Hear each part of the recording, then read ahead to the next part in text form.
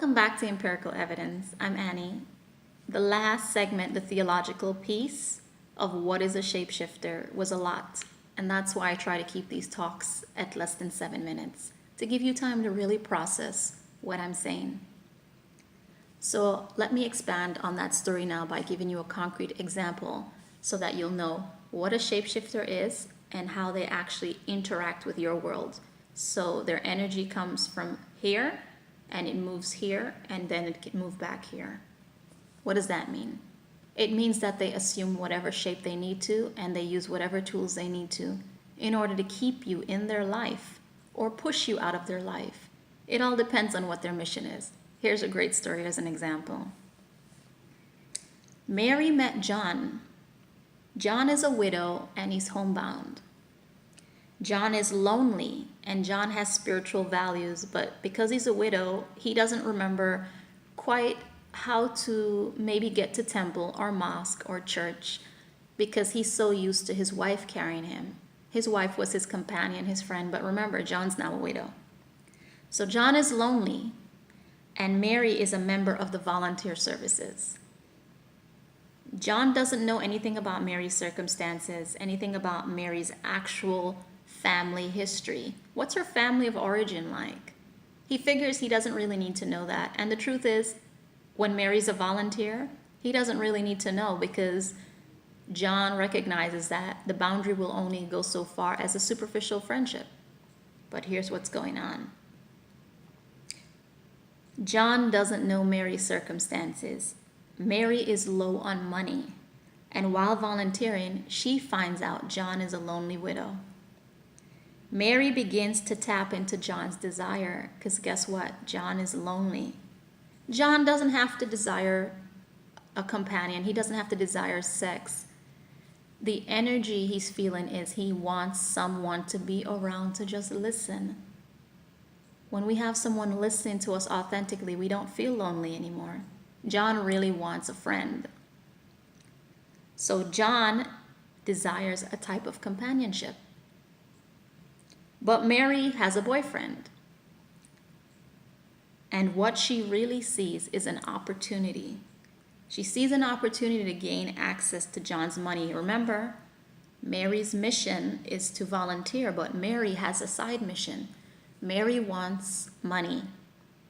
But you don't know that, and John doesn't know that. But Mary knows that, and Mary's not going to tell you that. So Mary, while volunteering, finds out John is lonely and he's a widower. Okay, so that means John's expenses are low. But John's need, his desire for companionship is quite high. There we have it. There's an attraction there. He needs companionship and she is performing a role that fulfills his need. Okay? So John doesn't suspect that Mary has a second motive. Maybe Mary's original motive was to just volunteer, but guess what? Mary is a shapeshifter, and shapeshifters always see opportunities because it's on their radar. They remember, a shapeshifter is about self-survival. In every role that they're in, it's still about self-survival. So John doesn't suspect Mary's motive because Mary is really coming as a volunteer. That's why he can't see it. If someone's coming to volunteer their time, are you going to suspect evil or chaos or instability? Absolutely not. There's no reason to. This person comes in the name of peace. But is it really peace? Is energy theft really peace? Let's find out. Mary spends many days volunteering with John. And after a few months, they cultivate a type of friendship. She's listening attentively. And John eventually believes she is a friend. Because why? Why does John believe in the mind that this person is a friend? Because the heart desires a friend. John desires companionship. John is a widow. John is lonely. Lonely and widow spell two needs, friendship or companionship. Mary is in the right place at the right time. But her motives aren't really pure. Her intention, the motives are the heart. They're not clean. The intention was clean, but there's a deeper part of her soul that has her own need, and that need is self-survival. That need is self-growth. That need is ambition. So John believes Mary's a friend and he invites her to know about his finances. He thinks he's just sharing information. He even tells all about his family's finances to Mary, who appears to be a friend and very listening, who feels empathetic towards him and says, "Wow, that's hard. I really feel sorry for you."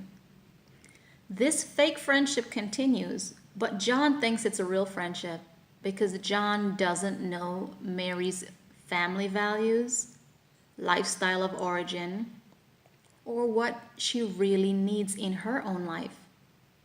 Even if he asked, would she tell him? That's not important to the story. The point is, because John thinks this is a real friendship and because his heart is open, he falls for this friendship. It becomes an attraction. It's an attraction to the energy she's offering. The energy is trust, the energy is appearance of friendship, and the energy is stability. Stability is consistency. Mary is consistently there every day. Trust. He trusts her. Why? Because he doesn't have a reason to doubt. He notices and believes it's friendship. Why? Because the energy is pleasant. The energy is pleasant for John. But let's find out what happens. So trust, friendship, and stability are the qualities of love. And John is assuming this is the real deal. He assumes this is authentic. So he proposes and he marries her. But what happens? Mary has provided John with an idea of security. Remember what we said in the first video? Security and desirability means love. It means stability. Mary provided John with an idea of security, an idea of friendship, desirability, stability. So he married her. Mary knew how to act, how to perform in public. Now that Mary has knowledge of John's accounts and access to his account as the wife, or any friend that has access to the account, her personality begins to show itself. Why? Because the shapeshifter got what it needed, which was power. It's a form of power the shapeshifter is seeking. Her temperament changes to what's really in her soul. Chaos now unveils itself. Let's talk about what chaos, when it unveils itself, looks like.